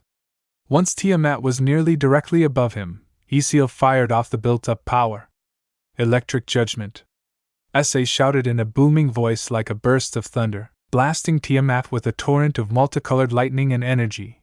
Issei smirked as his gamble worked out. It had been a stretch, something he wasn't sure about. He never tried it before, but as he was fighting Tiamat, he had an idea.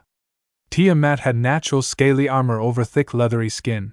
Just attacking her with unnamed lightning wouldn't be effective. If he wanted his lightning to be effective, he would need a way to make it naturally target weak points on her body. The dilemma was, how was he to direct a storm to target only certain things? The answer, a lightning rod. He had crystallized the energy spheres in a way that mimicked the subatomic shape of copper, hoping that his spears and lightning would behave like their scientific counterparts. As luck would have it, they did. The lightning was attracted to his strategically placed spears, funneling the lightning into certain spots. These spots being the joints, the tips of her wings, her forehead, her abdomen, the end of her tail, and the middle of her back. The lightning danced between the spears as it flowed into her body, paralyzing the dragon as she screamed in agony. Her body being subjected to extreme nerve damage and internal burning. Reset. Boosted gear announced as Issei's power was reset to default. But since he hadn't reached or gone over his limit, he wasn't out of the fight. However, either was Tiamat. Despite the damage she had suffered, she wasn't finished. Even as she fell towards the ground, twitching and flailing from the electric current, her external wounds were already starting to heal.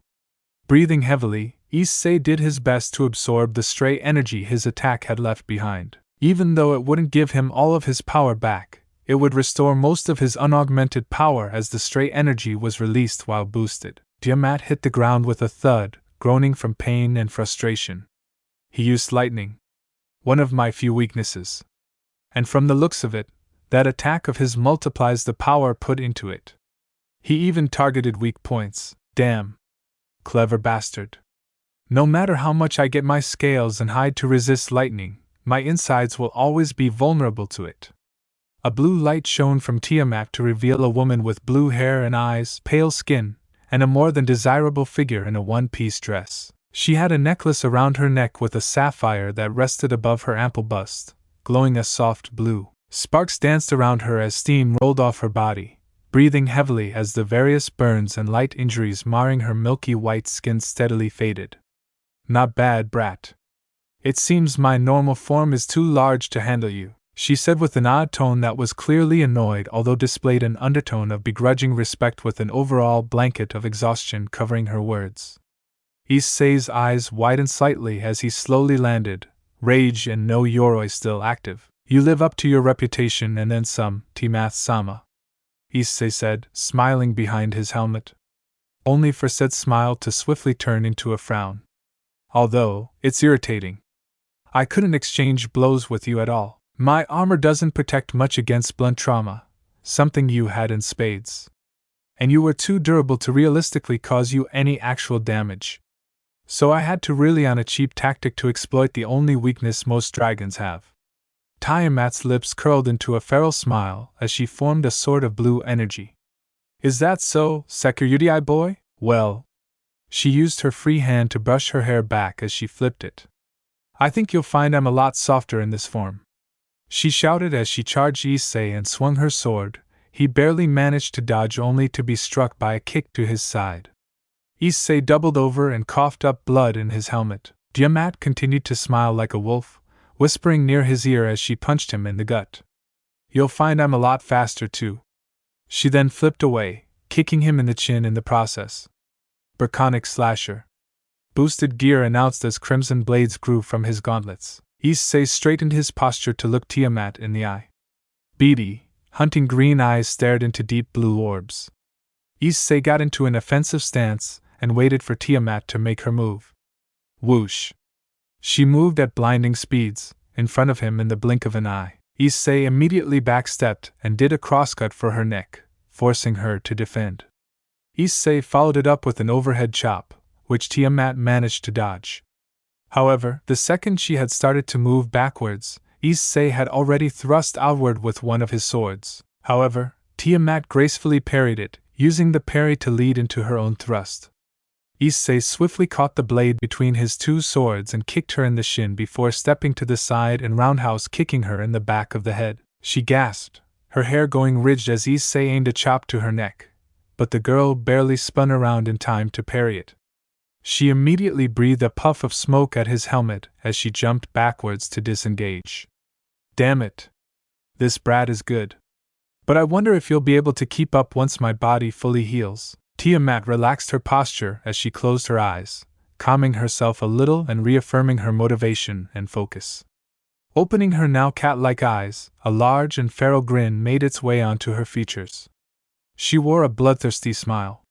Issei shook the smoke away and let out a small growl, looking to Tiamat once again. However, looking at her now, he couldn't help but feel a little unnerved. As a tornado began to appear around her, pale blue sparks dancing around her body, Issei was reminded that he was fighting a Dragon King.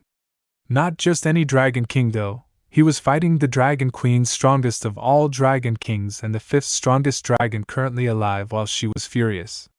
He was fighting a pissed-off Tiamat-sama. As Issei watched her eyes visibly glow with murderous intent with a storm around her, Issei couldn't help but recall his training. Flashback. Issei. You're a descendant of two gods and Lucifer. That means you have abilities inherited from multiple sources. If you want to live up to your granddad's legacy, it won't be enough to just use those powers well, you need to combine them. Combine your blood magic with your authority of storms. Destroy your mate's snake without moving. Okay. I think I understand. The young boy answered. Ready, set, go. And with that, the ethereal black snake sprung into action. Acting quickly, Issei erected a barrier. It wouldn't last forever, but Issei hoped it was enough. I can do this. I can do this. Shakily, he took a breath, and another. And another. He clenched his fist and drew some blood, letting it fall to the ground. Electrical energy danced around him as a storm brewed in the sky above, a large magic circle appearing under him before rapidly cycling like a compass. The wind howled, thunder roared, and blood sizzled. The red mist was carried by the wind and rose up as it mixed in with the clouds. The clouds turned a pinkish red, the lightning turning a deep crimson as blood fell like rain. The clouds began to rotate at various points, forming funnels. Suddenly, 3 F5 tornadoes of blood shot down and began to converge on the snake and merged into one giant twister that quickly shredded the phantasmal serpent. Issei, I'm throwing another orb, try not to die. The psychopath threw a sphere of black light at Issei who, seeing he was backed into a corner, and knowing none of his spells worked, had an epiphany. Before, he had created tornadoes of blood. What if he produced them from himself instead of the clouds and had them spin vertically? Extending one hand, 5 magic circles appeared on the arm. A powerful cyclone of blood shot out sideways, acting like a funnel as the orb entered it. He could feel the ball attempting to break through, yet his Sei was nothing if not stubborn. He grit his teeth and held the cyclone together, spinning it faster and faster. Steadily, he began to compress the orb into a smaller size and make it spin faster and faster. and then he let go. The magical cannonball shot off at relativistic speeds and disintegrated one of the many moons of the strange world. Issei growled as the massive ball of ice fell towards him, and something inside the little demigod snapped. Amu, Leviathan, Ria Issei roared. All the blood in the battleground began to form into long swords which swiftly caught on fire. Issei shot them all off to meet the ice ball at Mach 50. 100, if not 1,000, of burning blood swords collided with the ice ball and destroyed it. Then flashback. That could work. Issei realized as the memories flashed before him. Ordinarily, he didn't want to use it because he didn't want to return to that state. He didn't want to be a monster, but as he was at that moment, the world beyond the battle an afterthought, he wasn't so concerned about that. Winning was much higher on his list of priorities. Boost. Boost. Boost. Boost. Boost. I am the ocean, I am the lightning, I am the wind. Issei assented as the spell he used so long ago began once more. Black clouds gathered overhead, electrical energy dancing around Issei in greater amounts than before, and the magic circle appeared and began to cycle. Wind howled and thunder roared, Issei's blood riding the wind to the sky above. Boost. Boost. Boost. Boost. Boost. Boost. Boost. What's he doing? Tiamat thought to herself. The clouds gained their pinkish hue as lightning became a deep crimson and a rain of blood began. I am the Blood Prince, I am the King of Storms. The clouds began to rotate in several places and suddenly became 15 tornadoes. I am the Lord of Hell. The blood suddenly ignited, dark crimson flames being twisted up in the cyclones. Reign of Terror's just begun. Issei chanted. Alpha Force Booster. Suddenly, Issei's power exploded to be on par with the Juggernaut Drive, a massive inferno that burned up the surrounding vegetation, and Fiona engulfed him. He knew it wouldn't last, though. Issei was pushing his luck with this, and he knew it. But for what reason did limits exist if not to be broken through? Malum Typhoon. Issei finished. Transfer. After pushing his balance, breaker strength to equal the Juggernaut Drive Longlina Smasher, Issei transferred the power into his spell, which set him back to the unboosted Juggernaut Drive as his booster spell was still in effect. The tornadoes began to rotate at superliminal speeds as the flames burned like supernovas, the twisters rapidly converging on Tiamat. Oh shit! Tiamat screamed as the tornadoes consumed her, the barrier shattering like glass. Shatter! Issei's mail evaporated as he fell to the ground with a thud, breathing heavily. Blood leaked from his eyes and mouth, and many of his bones were broken. His nerves felt like they were on fire, his blood vessels felt as if they were filled with acid, and his muscles felt as if they were melted.